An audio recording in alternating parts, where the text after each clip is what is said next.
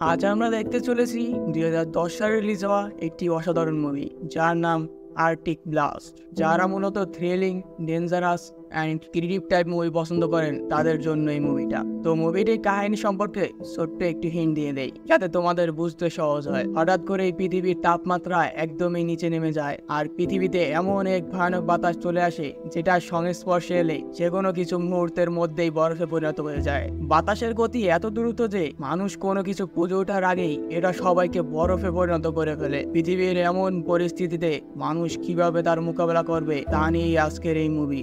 শুরু করার আগে এই মুভির কিছু ক্যারেক্টারদের সাথে তোমাদের পরিচয় করিয়ে দিই। এই হলো আমাদের মুভির মূল ক্যারেক্টার যার নাম জ্যাক, আর এই হলো জ্যাকের স্ত্রী এমা ও তার মেয়ে নাওমি। এই মুভিতে জ্যাকের লিডার ছিল অল্টার। জ্যাক মূলত অল্টারের হয়ে কাজ করত। তো আর কথা না বাড়িয়ে চলে আসি মূল কাহিনীতে। তো গল্পটির শুরুতেই আমরা বরফে আচ্ছন্ন একটি জায়গাকে দেখতে পাই।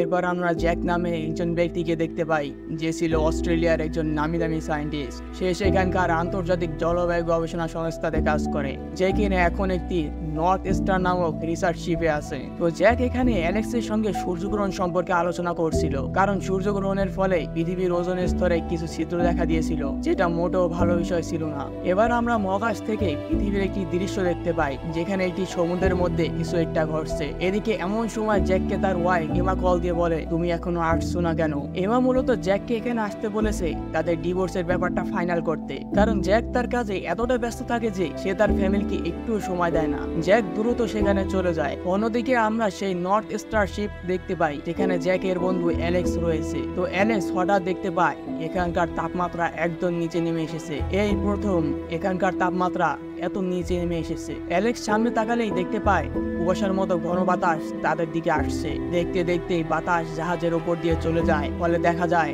বাতাসের সংস্পর্শে যা আসছে তাই বরফ হয়ে যাচ্ছে। মানুষ থেকে শুরু করে জাহাজ সবকিছু বরফ হয়ে যায়। কেউ কিছু বুঝে ওঠার আগেই মুহূর্তের মধ্যে সবাই বরফে জমে মারা যাচ্ছে। ধীরে ধীরে এই বাতাস শহরের দিকে এগিয়ে যেতে থাকে।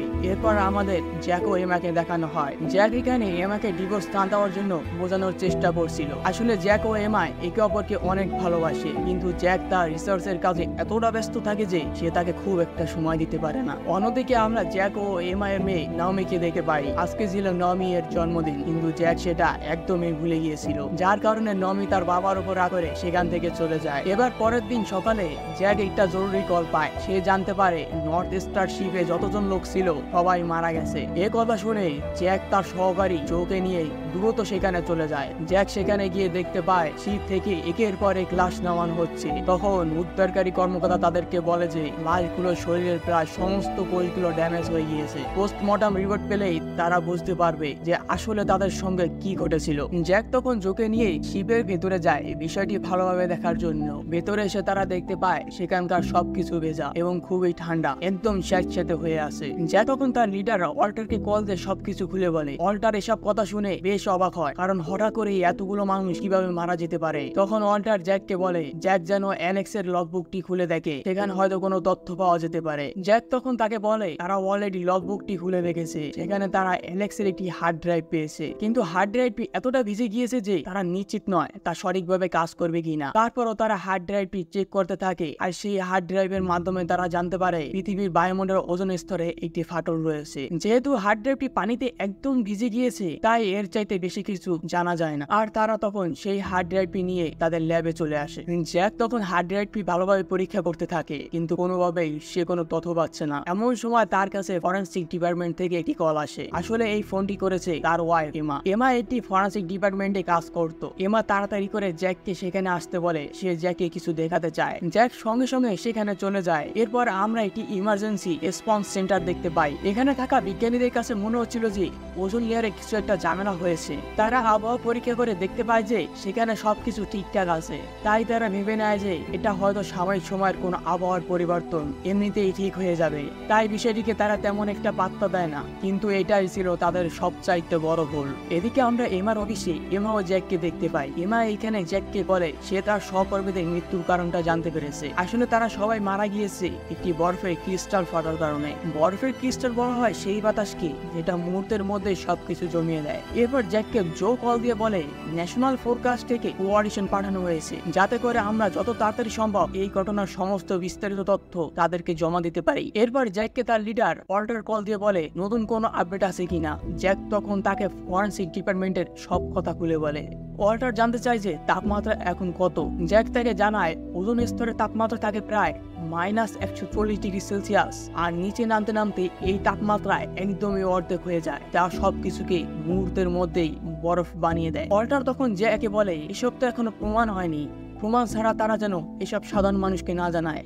এবার জ্যাক এখানে বলে তাদের ওপর অনেক বড় বিপদ আসতে চলেছে, তাই ওজোন লেয়ারে খোঁজ খবর রাখার জন্য তাদের মিলিটারি স্যাটেলাইটের ব্যবহার করতে হবে, কিন্তু তারা কখনোই মিলিটারি স্যাটেলাইট ব্যবহারের অনুমতি পাবে না। তাই জ্যাক অবৈধভাবে মিলিটারি স্যাটেলাইট হ্যাক করে সেখান থেকে অনেকগুলো তথ্য নিয়ে নেয়। এরপর জ্যাক চলে যায় ব্লান্টের সাথে দেখা করতে, যে কিনা জাহাজ উদ্ধারের কাজ করেছিল।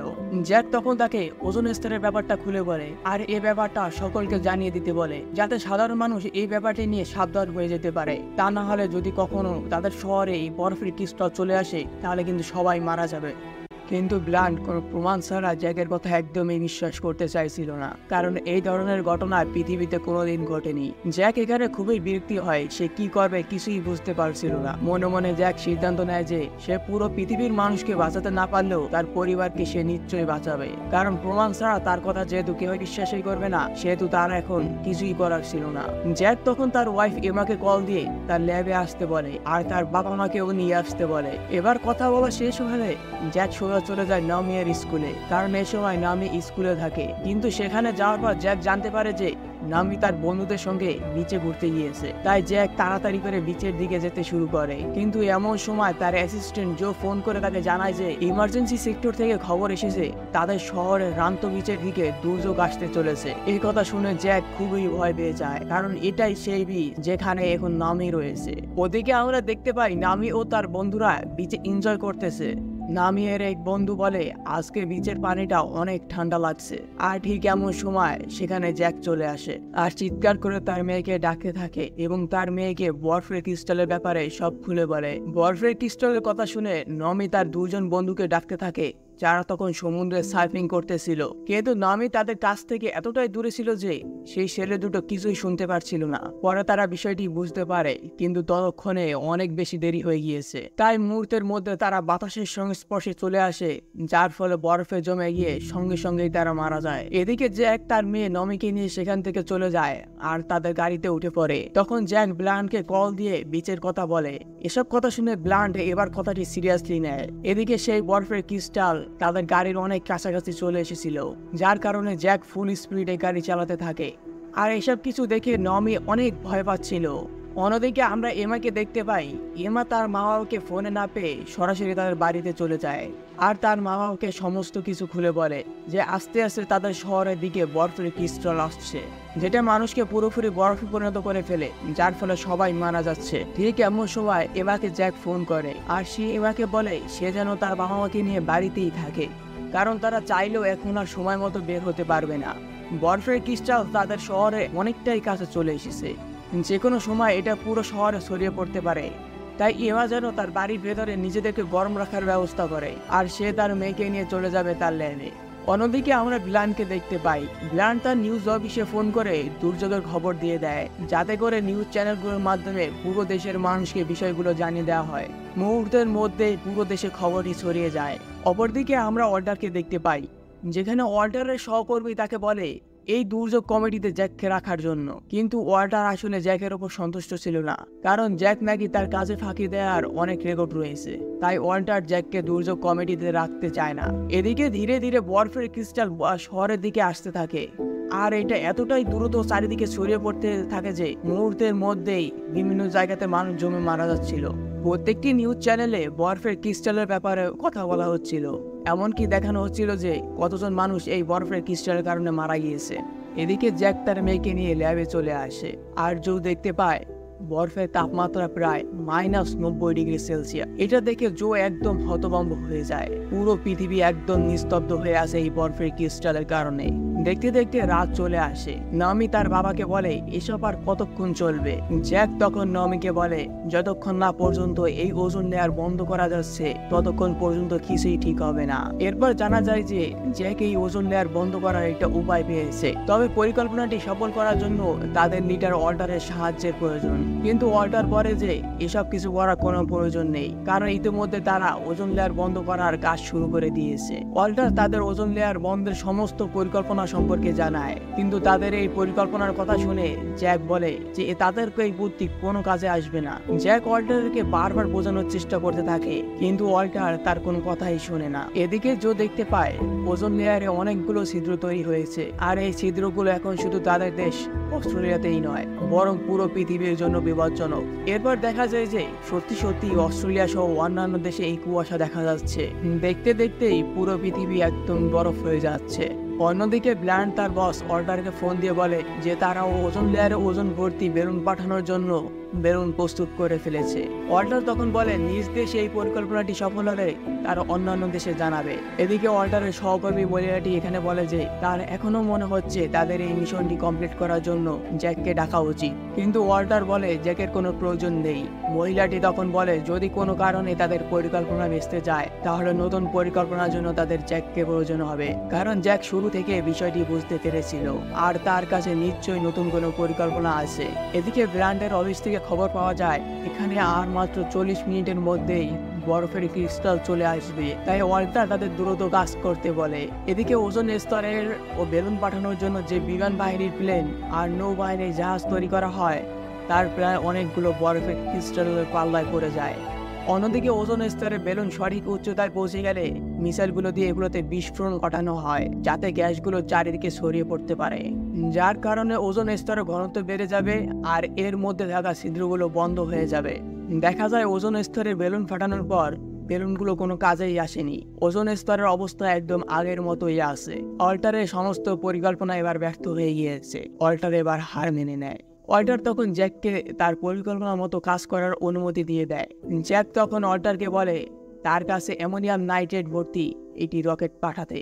অ্যামোনিয়াম নাইট্রেটই এখন একমাত্র মাধ্যম যেটা প্রাকৃতিকভাবে মেসোস্ফিয়ার মেরামত করবে আর ওজন স্তরে ছড়িয়ে ছিটে থাকা ছিদ্রগুলো বন্ধ হয়ে যাবে, যার ফলে পৃথিবীর যে আসা বরফের ক্রিস্টাল বন্ধ হয়ে যাবে। ওয়াল্টার তখন বলে সে সব কিছুর ব্যবস্থা করে দেবে। কিছুক্ষণ পরেই দেখা যায় যে জো সেখানে মাথা ঘুরে পড়ে গিয়েছে। এরপর জানা যায় যে জো এর ডায়াবেটিস রয়েছে, গত 2 দিন ধরে ইনসুলিন নেয়নি, তাই আজকে এই অবস্থা। জ্যাক তখন জো এর জন্য ইনসুলিন আনতে বেরিয়ে পড়ে। এদিকে ওয়াল্টার রকেট লঞ্চ করার ব্যাপারে কথা বলছিল, আর যে ব্যক্তি এখানে রকেট লঞ্চ করবে সেই আর্মি অফিসার ওয়াল্টারকে বলে যে রকেট লঞ্চ করতে হলে দ্রুততার ক্যালকুলেশনের প্রয়োজন, যেটা জ্যাকের কাছে রয়েছে। তাই ওয়াল্টার সঙ্গে সঙ্গে জ্যাকের অফিসে ফোন দেয়, কিন্তু জ্যাক সেখানে না থাকার কারণে ফোনটা রিসিভ করে নাওমি। ওয়াল্টার তখন নাওমি এর কাছে ক্যালকুলেশনের ব্যাপারে জানতে চায়। নাওমি তখন জানায় যে তার বাবা একটি গুরুত্বপূর্ণ কাজে বাইরে গিয়েছে, তাই যা করার এখন তাকেই করতে হবে। এরপর ওয়াল্টার নাওমিকে ফাইল আপলোড করার পদ্ধতি শিখিয়ে দেয়। নাওমি তখন সেই পদ্ধতি অনুযায়ী ফাইলটিকে আপলোড করার চেষ্টা করছিল, কিন্তু আপলোড হতে না হতেই সেখানকার ইলেকট্রিসিটি চলে যায়। এতে করে তারা সবাই অনেক হতাশ হয়ে পড়ে। অন্যদিকে জ্যাক অনেক খোঁজাখুঁজির পর একটি দোকানে ইনসুলিন খুঁজে পায়। এরপর দেখা যায় যে ওজন স্তরের ছিদ্র সংখ্যা সময়ের সাথে সাথে বেড়েই চলেছে, তাই সবাই বিষয়টি নিয়ে অনেক বেশি চিন্তিত হয়ে পড়ে। তারা সবাই জ্যাকের সঙ্গে যোগাযোগ করার চেষ্টা চালিয়ে যাচ্ছিল, কিন্তু কিছুতেই জ্যাককে পাওয়া যাচ্ছিল না। এরপর দেখা যায় যে কিছুক্ষণের মধ্যেই জ্যাক ফিরে এসেছে, আর নাওমি তাকে ক্যালকুলেশনের ব্যাপারে সবকিছু খুলে বলে যে ক্যালকুলেশন আপলোড করতে গিয়ে ইলেকট্রিসিটি চলে গিয়েছে। জ্যাক তখন বিদ্যুৎ সংযোগ ঠিক করার জন্য চলে যায় জেনারেটর রুমে। অনেক চেষ্টার পর জ্যাক জেনারেটর ঠিক করতে সক্ষম হয়। জ্যাক দ্রুত ছুটে এসে কম্পিউটার চালু করে আর ডেটাগুলো আপলোড করে দেয়। এবার অর্ডারের কাছে ডেটাগুলো পৌঁছে গেলে সে সঙ্গে সঙ্গে সেটাকে পৌঁছে দেয় রকেট লঞ্চ বেসে। সবকিছু একদম প্রস্তুত করে এই রকেটগুলোকে লঞ্চ করে দেওয়া হয়, আর সবাই মিলে অপেক্ষা করতে থাকে ফলাফলের জন্য। এরপর স্যাটেলাইটের মাধ্যমে দেখা যায় যে ওজোন লেয়ারের ছিদ্রগুলো ছোট হয়ে আসছে, কারণ ছিদ্রগুলো অ্যামোনিয়াম নাইট্রেট দিয়ে পরিপূর্ণ হয়ে যাচ্ছে। অর্ডার তখন ঘোষণা দেয় তাদের প্ল্যান সাকসেসফুল হয়েছে। সবাই এতে প্রচন্ড রকমের খুশি হয়ে যায়, আর তারা সবাই মিলে সেখানে সেলিব্রেট করতে থাকে। অর্ডার জ্যাককে ধন্যবাদ জানায় এতটা ঝুঁকি নিয়ে পৃথিবীর সবাইকে বাঁচানোর জন্য। এরপর দেখা যায় যে ধীরে ধীরে পৃথিবী আবার আগের মতো হয়ে যাচ্ছে। অপরদিকে জ্যাক ও তার মেয়ে নাওমি চলে যায় এমআই এর কাছে। এমা তাদের দেখে অনেক খুশি হয়ে যায় আর স্বস্তির নিঃশ্বাস ফেলে। এবার এমা জ্যাককে বলে যে তাকে কিছুদিনের জন্য সময় দিতে সে তার এই চাকরিটি ছেড়ে দেবে। সে ছোটখাটো একটা চাকরি করবে যাতে করে সেই চাকরির পাশাপাশি তার পরিবারকে সময় দিতে পারে। কিন্তু এখানে এমা তার ভুল বুঝতে পেরে সে জ্যাককে বলে তাকে আর চাকরি ছাড়তে হবে না, কারণ সে বুঝতে পেরেছে যে সে কত বড় একটা দায়িত্ব পালন করেছে। তাই সে জ্যাককে শুধু কিছুদিনের জন্য নয়, সারা জীবন সময় দিতে চায়। এরপর জ্যাক ও এমা একে অপরকে জড়িয়ে ধরে, তারা দুজন আবারও এক হয়ে যায়। আশা করি আজকের মুভি এক্সপ্রেশনটি তোমাদের কাছে ভালো লেগেছে। এরকম আরো সুন্দর সুন্দর মুভি এক্সপ্রেশন দেখতে আমাদের চ্যানেলটি সাবস্ক্রাইব করে পাশে থাকো। পরবর্তীতে কোন মুভির এক্সপ্রেশন দেখতে চাও তা কমেন্ট বক্সে জানিয়ে দাও।